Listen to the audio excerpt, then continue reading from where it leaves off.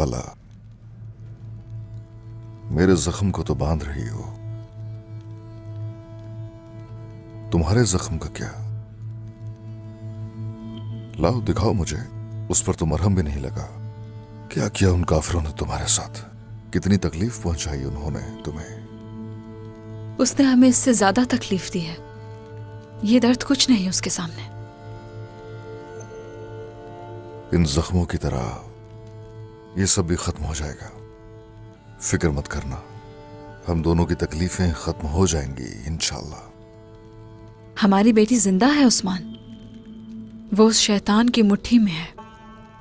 कौन जानता है हमारी बेटी को उसने कैसे पाला पोसा।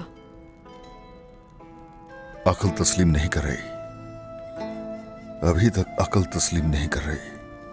कैसे हो सकता है, कैसे हो सकता है? यकीन नहीं आ रहा मुझे। छोटी सी थी, मासूम सी, तरस भी नहीं आया उस पर। उस शैतान ने ये जो खौफनाक खेल खेला और हमें तकलीफ पहुंचाने के लिए इतना अरसा इंतजार किया। हलीमा के जिंदा होने का पता चलना मुझे खुश भी करता है और मार भी डालता है। वालिदैन के बगैर उसकी परवरिश हुई, कैसे हो सकता है? वो घटिया औरत, उसने उससे पता नहीं क्या क्या झूठ कहा होगा और ना जाने कैसे कैसे जख्म दिए होंगे। उस चुड़ैल ने मुझसे कहा, वो रो रो कर बाबा और वालिदा पुकारती थी। जब ये सोचती हूं तो बस, अब बस। देखो, हमारी बेटी जिंदा है। तुम्हारे पास ले आऊंगा उसे तलाश करके। इन गजाली आंखों से गिरने वाले एक एक आंसू का हिसाब लूंगा उन लोगों से, तुम्हारे एक एक आंसू का।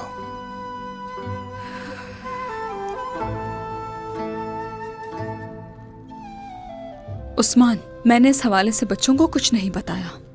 उन्हें बताना चाहिए इस बारे में। बिल्कुल, क्यों नहीं? उन्हें यकीनन इल्म होना चाहिए, रिश्ता है उनका उससे। उनकी उम्मीद जिंदा होनी चाहिए। चलो आओ, आ जाओ, पुरसुकून हो जाओ, ताकि हमारे अंदर एक नई उम्मीद जिंदा हो जाए।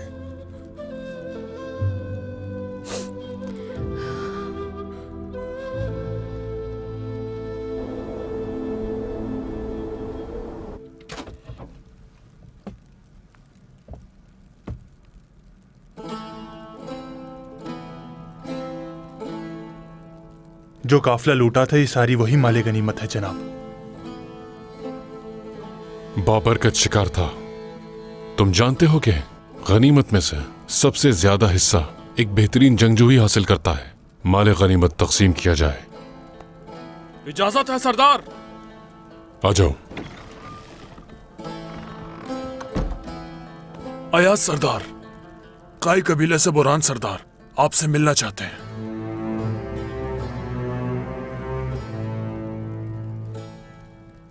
तो मतलब वतन या सरजमीनों के रह जाने वाले रियासत के मालिक उस्मान सरदार ने अपने आदमी को भेजा है। हमसे इत्तेहाद का मुतालबा करेंगे।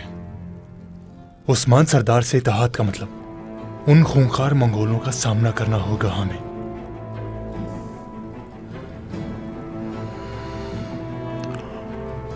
अंदर ले आओ बुरहान सरदार को।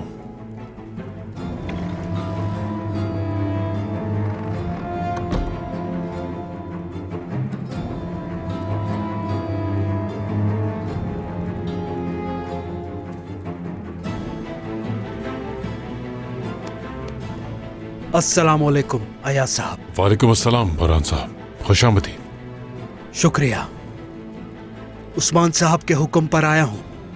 उस्मान साहब, आपसे और यारीन सरीन सू में मौजूद तमाम तुर्कमान सरदारान से मिलना चाहते हैं। क्या चाहते हैं हमसे उस्मान साहब? मैं सिर्फ एलची हूं। अयाज साहब, आपको और सरदारान को उनकी बात खुद जाकर सुननी होगी।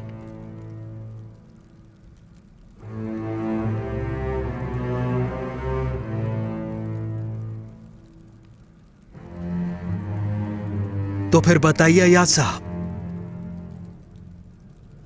हुजूर की दावत कबूल करेंगे ना?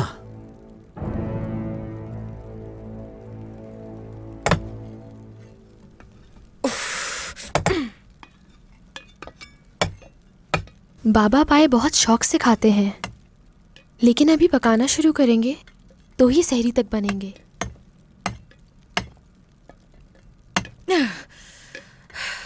हमसे ये नहीं हो पा रहा गुंजा। इस तरह तो ये सहरी तक तैयार नहीं हो। नहीं होगा। हमें ज्यादा ताकतवर हाथों की जरूरत है। हम लोग यहाँ मेहनत कर रहे हैं और ये दोनों शहजादे वहाँ आराम कर रहे हैं।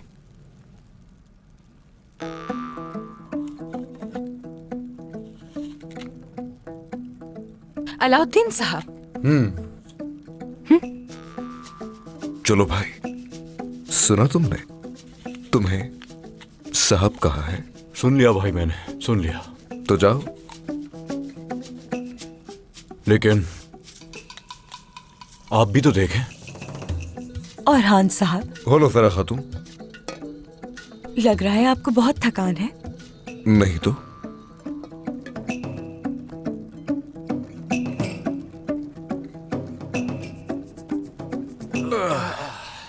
क्या बात है खातून? हैं? ऐसे क्यों देख रही हो मुझे? हम भी आप लोगों के साथ जंग में जाते हैं ना? हाँ। तो फिर आप लोग भी खाना तैयार करने में हमारी मदद क्यों नहीं कर सकते? हाँ।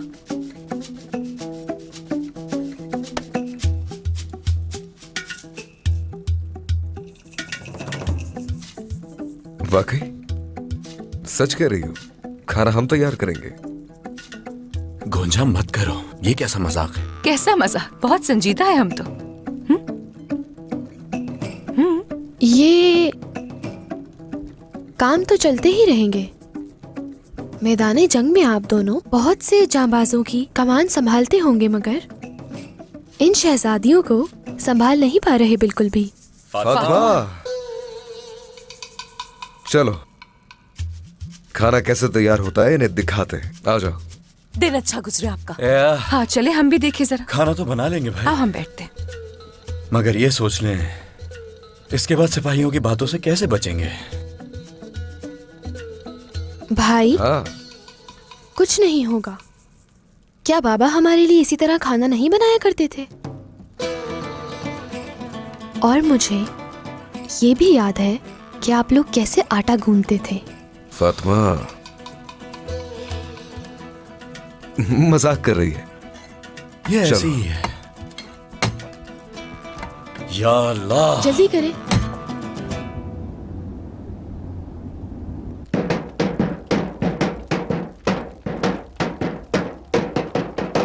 जब खाने का दस्तरखान बिछ जाए और उन पर तरह तरह के लवाजमात हो, इसका मतलब तमाम महीनों का बादशाह रमजान आ गया। बरकतों का महीना है। सोकर सुस्ती ना फैलाएं, बल्कि जागकर नेकी कमाएं।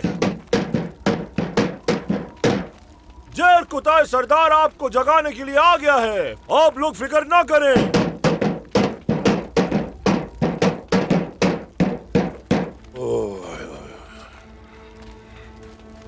अस्सलाम वालेकुम। बैठे रहिए, बैठे रहिए। वालेकुम अस्सलाम सरदार। अस्सलाम वालेकुम। वालेकुम अस्सलाम।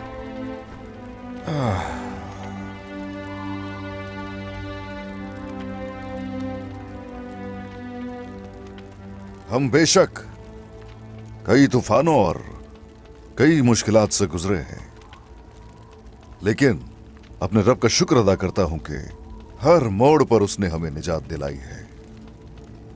आज अगर हम इस दस्तरखान पर बैठे हैं तो यकीनन ये मेरे रब की इनायत है। अल्हम्दुलिल्लाह, अल्हम्दुलिल्लाह, अल्हम्दुलिल्लाह। अल्हम्दुलिल्लाह। बात यह है कि रोजा सिर्फ भूखे रहने का नाम नहीं है। इसका मकसद क्या है समझना चाहिए। नफ्स पर काबू रखना और सब्र है।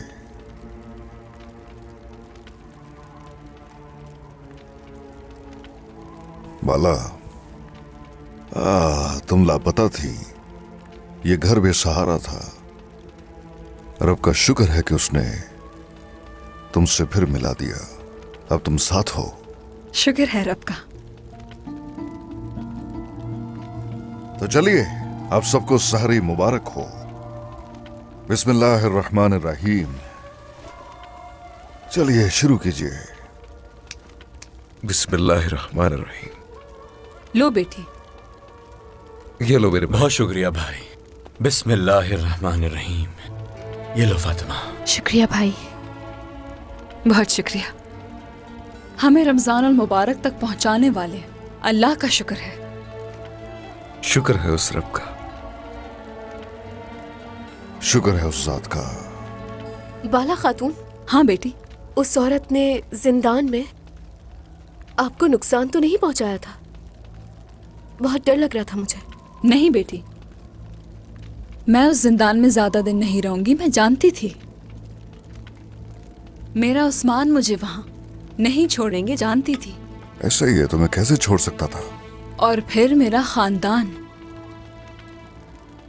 हाँ बिल्कुल, लेकिन वो औरत अपने किए की सजा जरूर चुकाएगी, फिर चाहे कुछ भी हो जाए। कभी भी नहीं।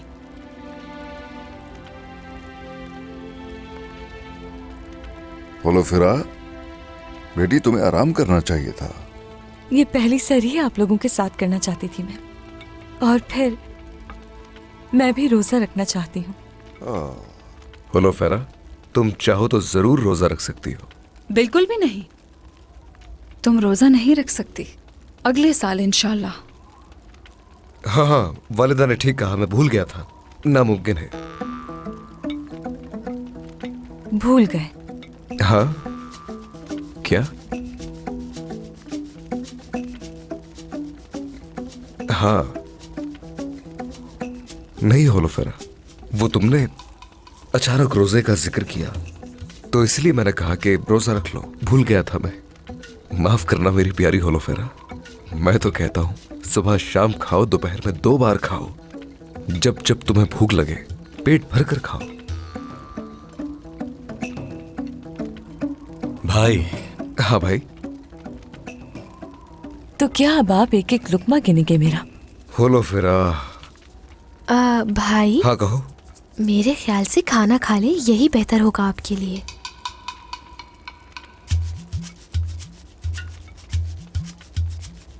मरियम मेरी बहन, इसमें जरा पानी देना औरहान भाई के लिए, क्योंकि आज ये जो कुछ खा रहे हैं उन्हें हजम भी तो करना है। क्या कह रहे हो? ऐसा ही है। ये ले भाई। शुक्रिया मेरे भाई, शुक्रिया।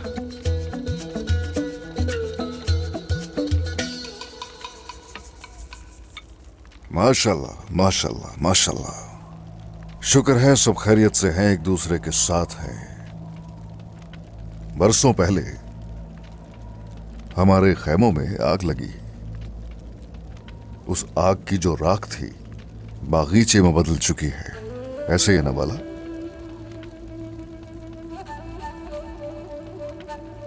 कुछ जरूरी है जो हम बताना चाहते हैं।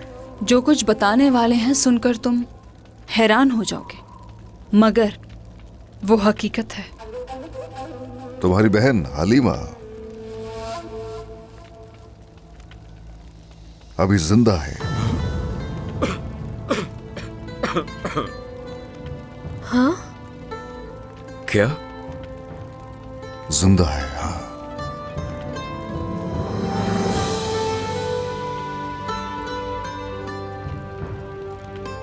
कैसे?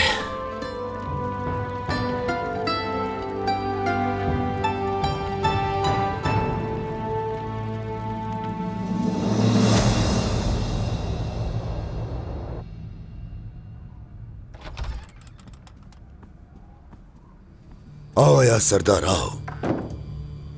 तो बताओ, क्या उस्मान सरदार ने तुम्हें बुलाया? बिल्कुल कमांडर उलगान, लेकिन मेरी जगह आपके साथ है। आपसे और काई सरदार अलबाई से वफादारी का ऐलान करता हूं। बिल्कुल सही रास्ता चुना है या सरदार। यकीनन आपकी इस वफादारी का तोहफा आपको मिलेगा।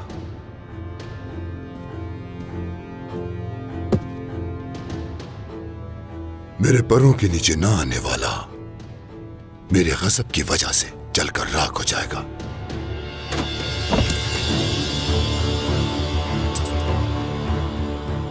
लेकिन तुम लंबी जिंदगी जियोगे। अब बताओ मुझे, उस्मान ने तुम्हें कहां बुलाया है?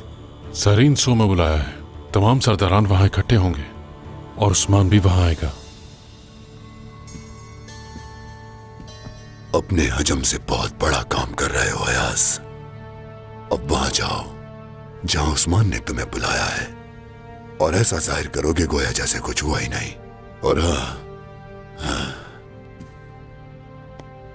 और जब तुम वापस आओ खुद को महफूज रखने के लिए कुछ तलाश कर लेना जिससे तुम जलने से बच सको।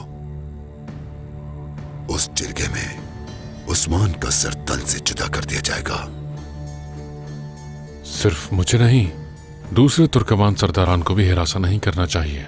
बिल्कुल बेफिक्र रहें, हमें भी वो जिंदा चाहिए।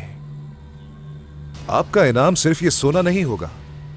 हमारा ये काम पूरा होने पर मैकेजा कला आपके हवाले कर दिया जाएगा। फिर आप खैमों में नहीं रहेंगे। जीते रहें, मुकम्मल तसल्ली रखें। उस्मान को कुछ महसूस नहीं होगा। अब इजाजत चाहता हूं। इजाजत है तुम्हें या सरदार।